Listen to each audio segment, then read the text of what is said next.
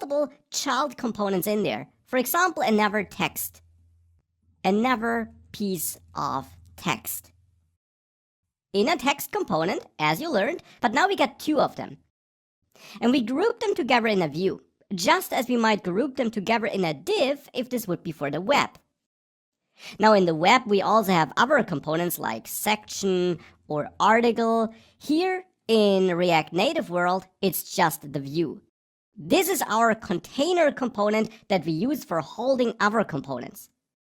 And of course, those other components also can be nested. We could have another view which actually holds this inner text. So this is all something that's totally fine and something you will typically build when building more complex user interfaces with React Native. The view then makes it very easy to use styling, into which we'll dive in a second, to control which of its child elements should be positioned. Of course, we don't just have a view and text though. If you take a look at the official website, the official React Native documentation site, you'll learn that there are more React Native core components, and those components fulfill different purposes.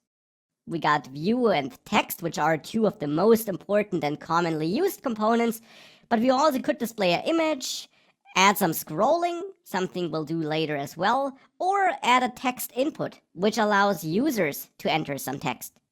We could also add a button. And indeed, that is what I'll do here. Below this text, I'll add a button, but for this we need to import it. And that is also important and an important difference compared to React for the web. With React for the web, you don't need to import the HTML elements you might be using. With React Native, you do. If you want to display a button, you have to import this core component from React Native. And then you can add your button. Another important difference is that unlike for the web, you don't build a button like this by adding the caption between the opening and closing tags. Instead, it's a self-closing element where you add a title prop, and then you add your title here. This would now display a button as well, with the kind of default styling and tap effects you would expect for the different platforms. And you see that the look adjusts to the underlying platform. It looks like an iOS button on iOS and like an Android button on Android. But of course the button doesn't do anything yet because I haven't added any listener. Now we will add interactivity and learn how that works later.